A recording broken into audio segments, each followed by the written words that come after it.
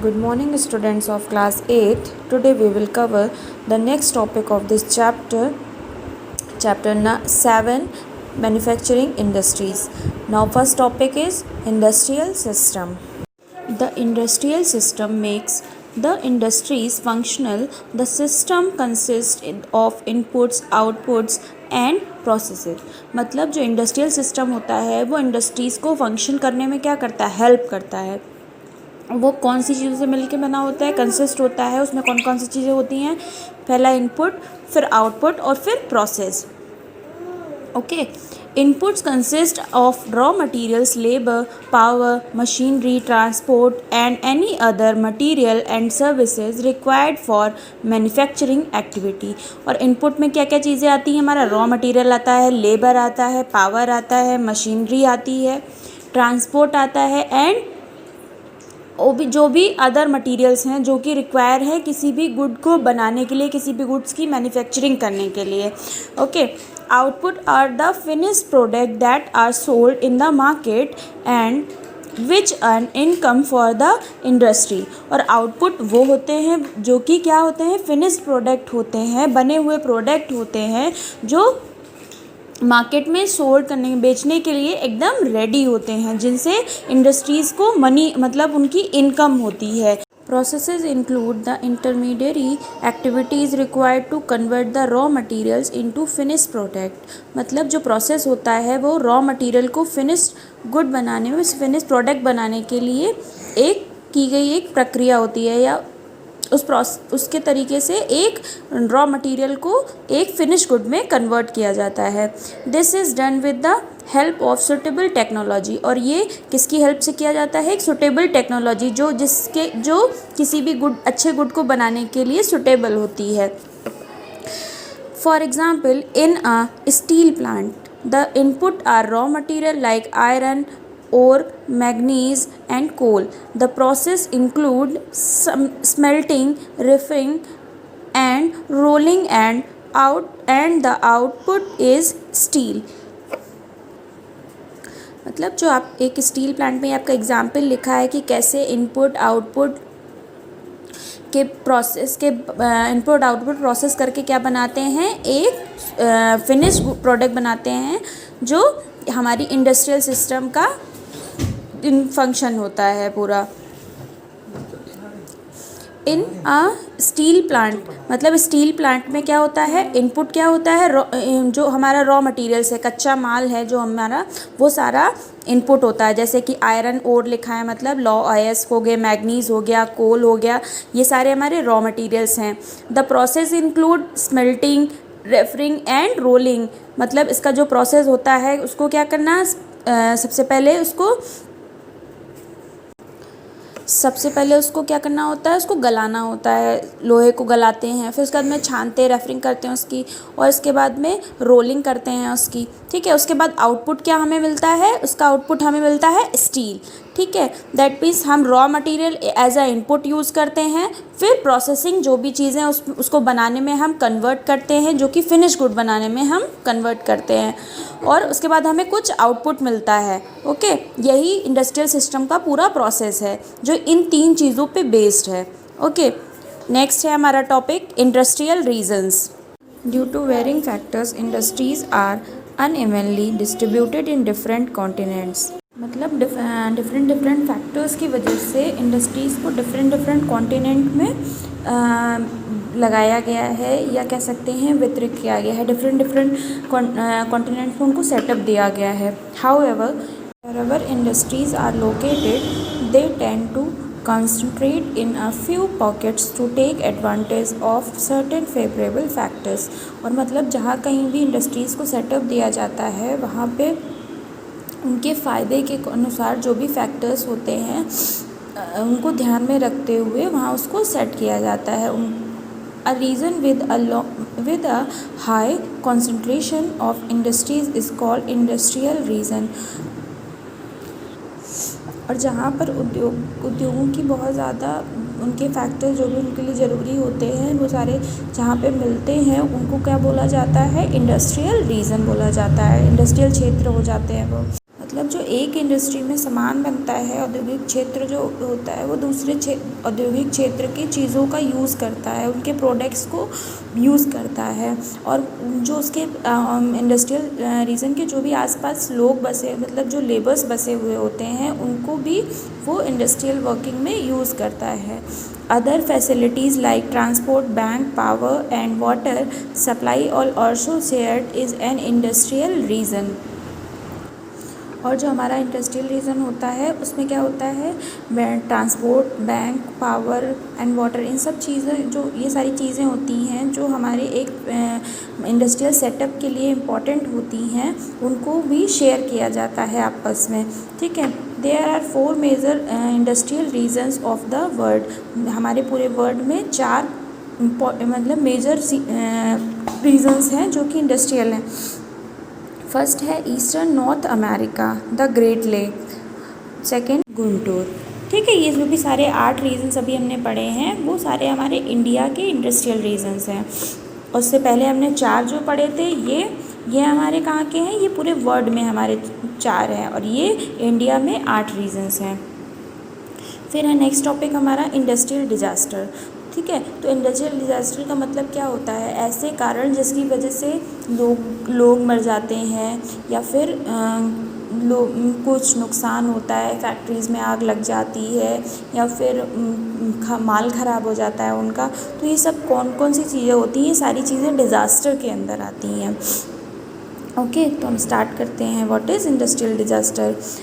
Disaster is an situation of crisis causing widespread damage which far exceed our ability to recover. That means disaster एक ऐसी situation है जिससे क्या होता है कि कोई भी आपदा आती है, कोई भी क्राइसिस हो जाता है, जिससे हम या बहुत मुश्किल से बाहर निकल पाते हैं, या जिसकी वजह से बहुत लोगों की जान चली जाती है। ऐसी चीज़ों को, ऐसी जो स्थिति होती है उसको हम डिज़ास्टर बोलते हैं। Chemical or industrial accidents are one of the common disaster caused by humans.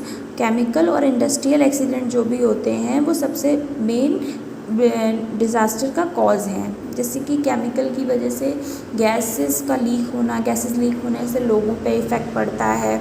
और इंडस्ट्रियल एक्सीडेंट्स क्या हो जाते हैं कि इंडस्ट्रीज़ में आग लग जाती है, पता चल पटाखा की जैसे इंडस्ट्रीज़ हुई तो उसमें आग लग गई तो बहुत लोगों का नुकसान हो गया, बहुत चीज़ों का नुकसान हो गया, पूरी फैक्ट्रीज जल गई। ये सारे इंडस्ट्रियल एक्सीडेंट्स होते हैं।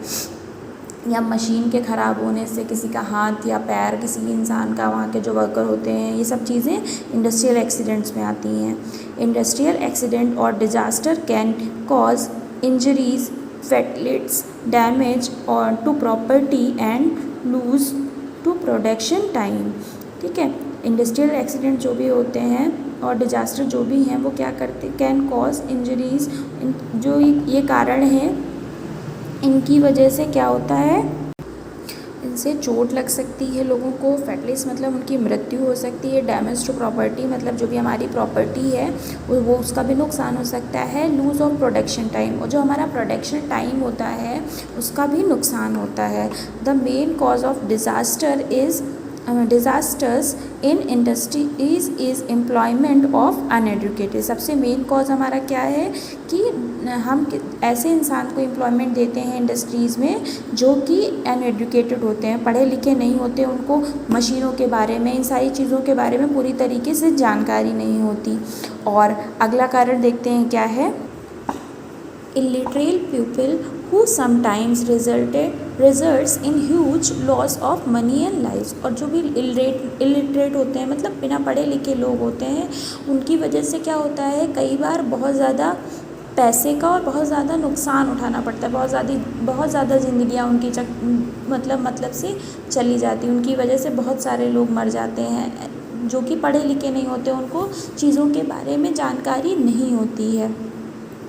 Unsafe condition like insufficient workspace and lighting, excessive noise, slippery or unsafe flooring, extreme temperature, inadequate protection while working with machinery or hazardous materials, unstable structure, electrical problems and machine malfunctions or failures can lead to industrial accidents और disaster। मतलब जो हमारी unsafe conditions होती हैं उनमें कौन कौन सी condition है, आपका इनसफिशिएंट वर्क स्पेस है कि लोगों के काम करने का जो सब एरिया है उसमें स्पेस कम हो, एंड लाइटिंग की प्रॉब्लम जो भी होती है, जैसे कि अगर सही से चीज़ें दिखाई नहीं देंगी या कहीं पे कोई शॉर्ट सर्किट होने के केबल्स अच्छे नहीं लगाए जाएंगे तो उससे शॉर्ट सर्किट होने के खतरे रहते हैं। और उसके बाद क्या है, एक्सक्लूसिव नॉइज़, मतलब बहुत ज़्यादा नॉइज़ जहाँ पे होगा तो लोगों का काम करने में कंसंट्रेशन नहीं हो पाएगा। स्लिपरी और अनसेफ फ्लोरिंग, और जो फ्लोर होगा वो स्लिपरी होगा क्योंकि वहाँ पे मशीनें चलती हैं, ऑयल गिर सकता है, इन सब चीज़ों से क्या लोग स्लिप होके भी गिर सकते हैं। एक्सट्रीम टेम्परेचर, और बहुत ज़्यादा जो टेम्परेचर होता है वो भी लोगों को नुकसान पहुँचाता है। ठीक है, फिर इनएडुकेट प्रोटेक्शन वाइल वर्किंग, और मतलब जो लोग पढ़े लिखे हुए नहीं होते उनको जो भी वर्किंग के दौरान काम करने के लिए जो भी प्रोटेक्शन चाहिए होता है वो उनको नहीं पता होता है। इसकी वजह से भी वाइल वर्किंग विद मशीनरी और हैज़र्डस मटीरियल्स, मतलब उनको ये चीज़ पता नहीं होती है कौन सी चीज़ ज़रूरी है, कौन सी चीज़ हमारे लिए गलत है, ये सब चीज़ें हमको नहीं पता होती। जो भी पर्सन अनएडुकेट हमारे वर्कशॉप में होते हैं, इंडस्ट्रीज़ में हमारे होते हैं। अनस्टेबल स्ट्रक्चर, और जो उनका स्ट्रक्चर होता है वो इधर उधर होता रहता है, जैसे कभी कोई मशीन किसी प्लेस पे रखी, कभी कोई मशीन किसी प्लेस पे रखी, जिसकी वजह से जो वर्कर्स होते हैं उनको डिस्टर्बेंस हो जाती है। इलेक्ट्रिकल प्रॉब्लम्स, और जो भी इलेक्ट्रिसिटी से रिलेटेड जो भी प्रॉब्लम्स होती हैं, एंड मशीन मलफंक्शंस, और मशीन का जो भी काम करने की जो भी मशीनें होती हैं वो क्या होती हैं, उनके फंक्शन से तो वो ख़राब होती हैं थोड़ी बहुत, या चलने में उनकी ख़राबी होती है। तो ये सारे जो भी हमारी कंडीशंस हैं वो उसके लिए मतलब हमारे डिज़ास्टर और इंडस्ट्रियल एक्सीडेंट के लिए रिस्पॉन्सिबल हो जाती हैं। कि जितनी भी कंडीशंस हमने यहाँ पे पढ़ी, the risk of industrial disaster can be reduce by separating residential or densely populated areas from industrial cities and factories। मतलब हमारा जो इंडस्ट्रियल रिस्क है, इंडस्ट्रियल डिजास्टर है, उससे बचने के लिए तो हम ये अपनी जो कंडीशंस हमने अभी पढ़ी उनसे बच सकते हैं। उसके बाद इससे और बचने के लिए कि इससे और हार्म ना हो, इन केस ऑफ दैट अगर ऐसा होता है तो इससे कोई ज़्यादा दिक्कतें ना हो, तो इसके लिए हमें क्या करना चाहिए, जो भी हमारे डेंस पॉपुलेशन मतलब बहुत ज़्यादा आबादी वाली जगह है जहाँ पर बहुत सारे लोग रहते हैं, बहुत घनी आबादी है, वहाँ पर इंडस्ट्रीज़ को सेटअप नहीं करना चाहिए। इंडस्ट्रीज़ को थोड़ा उनसे दूर सेटअप करना चाहिए ताकि हम उनसे होने वाले नुकसान से बच सकें। People in nearby areas must know what to do in case some hazardous chemicals etc leak। मतलब जो भी आस पड़ोस इंडस्ट्रीज एरिया में जो भी लोग रहते हैं उनको पता होना चाहिए कि यदि कोई केमिकल रिसाव होता है, कोई केमिकल बाहर लीक होता है तो उससे हमें कैसे बचना है, उनको अपने इस चीज़ का पता होना चाहिए। They must know where and how to escape, उनको ये पता होना चाहिए कि कैसे और कहाँ और कैसे हम बच सकते हैं उस केमिकल लीक से। Initially safety producers must be taught to them, मतलब उनको प्रारंभिक चीज़ें क्या क्या उनको करनी है, स्टार्टिंग उन्हें कैसे अपने बचाव की करनी है, ये सारी चीज़ें उन्हें सिखाई जाना चाहिए जो लोग इंडस्ट्रियल एरियाज़ के आसपास में रहते हैं।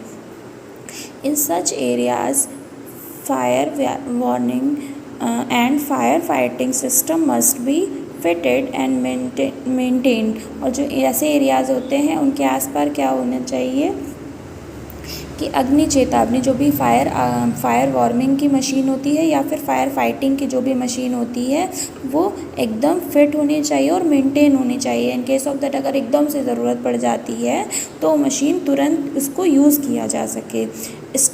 Storage of toxic materials must be banned or be allowed at the lowest level possible। मतलब जो भी खतरनाक मटेरियल होते हैं, जो भी जहरीले पदार्थ होते हैं, उनको क्या उन पर प्रतिबंध लगाया जाना चाहिए, उनको रोका जाना चाहिए। और अगर उनकी ज़रूरत है तो उनका जो मतलब उनको स्टोर करने का जो बेस है उसको बहुत लोएस्ट रखा जाए, और अगर ज़रूरी हो तभी उनको रखा जाए। Such steps would prevent wide spread and severe damage in case of accidental disaster. मतलब ऐसे जो भी ये सारे स्टेप्स हैं, अगर हम इनको फॉलो करते हैं, जो भी इंडस्ट्रियल रीजन्स के लिए इम्पॉर्टेंट है, तो हम क्या एक बड़े डैमेज से बच सकते हैं। ठीक है, नेक्स्ट टॉपिक आपका है भोपाल डिजास्टर, जिसका नाम सभी ने सुना होगा। यो the Bhopal disaster also refer to as the Bhopal gas tragedy. Bhopal disaster को हम भोपाल गैस ट्रेजेडी के नाम से भी जानते हैं। Was a gas leak incident in India. और ये एक गैस लीक का इंसिडेंट हुआ था, कहाँ, इंडिया में। It is considered the world worst industrial disaster. जो हमारा भोपाल गैस ट्रेजेडी है उसको सबसे बड़ा वर्ल्ड का वर्स्ट इंडस्ट्रियल डिजास्टर माना जाता है, जिसमें सबसे ज़्यादा लोगों को नुकसान हुआ। It occurred on the night of 2 December 1984 at the Union Carbide Indian Limited pesticide plant in Bhopal Madhya Pradesh. और ये जो हुआ था वो 2 दिसंबर की नाइट में 1984 में हुआ था, UCIL कंपनी में।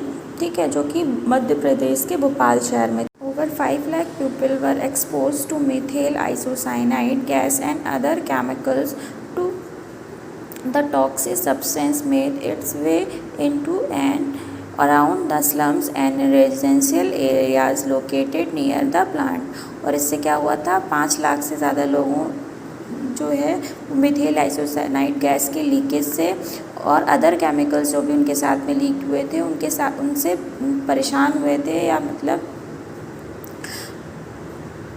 द टॉक्सिक सब्सटेंस, और जो भी जहरीला पदार्थ था, जो भी आसपास के स्लम एरियाज़ थे, और या फिर जो भी रेजिडेंशियल एरियाज़ थे, उनमें क्या हो गया था, उनमें पहुंच गया था। The official death toll was 2259।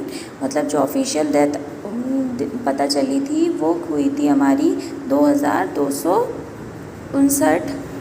The government of Madhya Pradesh confirmed a total of 3787 deaths related to gas release। मतलब और मध्य प्रदेश गवर्नमेंट ने 3787 डेथ्स को उससे रिलेट किया था। ठीक है, फिर नेक्स्ट हमारा है Chernobyl disaster. The Chernobyl disaster was a catastrophic nuclear accident that acquired on 26 April 1986 at Chernobyl nuclear power plant in Ukraine. जो चेरनोबिल डिजास्टर है ये न्यूक्लियर एक्सीडेंट हुआ था, जो कि 26 अप्रैल को 1986 में हुआ था, जो कि यूक्रेन में हुआ था। The disaster began during a system test on Saturday 26 April 1986 at reactor number 4 of the Chernobyl plant, which is near the city of Pripyat and near the administrative border of Belarus and the Dnieper river। और ये जो हमारा disaster हुआ था वो कहाँ हुआ था, ये सैटरडे को 26 अप्रैल 1986 में जो हमारा एक कह सकते हैं एक परमाणु टेस्ट हो रहा था, जिसकी वजह से जहाँ चेरनोबिल प्लांट में एक परमाणु टेस्ट हो रहा था, जो कि हमारा चेरनोबिल प्लांट कहाँ है, near the city of Pripyat city के पास में। और बॉर्डर किसका लगता है उसमें, बेलारूस का और डेनिपर रिवर के पास में है।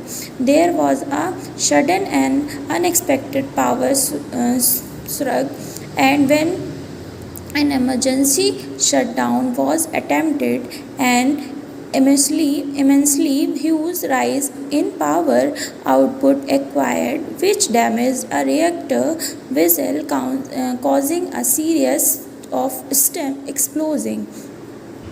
यहाँ पे अचानक से क्या हुआ कि एकदम से पावर सोर्सेज मतलब बिजली एकदम से उत्पन्न हुई और जिसके कारण वहाँ पे एक भाप विस्फोट हुआ, जिसकी वजह से क्या हुआ, इनटू द एटमॉस्फेयर में एकदम भाप विस्फोट हुआ। This sent a plum of highly radio active fall out into the atmosphere and over a large area including prepared, जिसकी वजह से वहाँ पे जिसमें वहाँ पे क्या हुआ, एक रेडियो एक्टिव फॉल आउट हुआ जिसने इन प्रिपेयर्ड को भी अपने खुद में शामिल कर लिया। The plum drifted over large part of Western Soviet union and Europe, और जो ये प्लम फॉल आउट हुआ जिसकी वजह से क्या हुआ कि वेस्टर्न पार्ट जो भी सोवियत रूस का था, सोवियत यूनियन का और यूरोप का, इनको भी उसमें शामिल होना पड़ा, वो भी उसमें क्षति पहुंची, उनको भी नुकसान पहुंचा। From 1986 to 2000 3,50,400 people were evacuated and resettled from the most several containment areas of Belarus, Russia and Ukraine. और जो 1986 से लेके 2000 तक लोगों को क्या किया गया, 3,50,400 पीपल्स को अलग अलग सुरक्षित जगहों पे शिफ्ट किया गया। फिर है नेक्स्ट कि उनको कहाँ शिफ्ट किया गया, कौन कौन सी, बेलारूस में शिफ्ट किया गया, रशिया में शिफ्ट किया गया और यूक्रेन में शिफ्ट किया गया। तो ये आपकी जो इंडस्ट्रियल डिजास्टर अभी हमने पढ़ा था उन्हीं के दो एग्जाम्पल्स हैं। फर्स्ट भोपाल डिजास्टर था और दूसरा आपका चेरोनोबिल डिजास्टर था। ये दोनों इंडस्ट्रियल डिजास्टर में सबसे मेन हैं, तो उनके बारे में हमें अपने चैप्टर में बताया गया है। That's all for today's class. Thank you, students.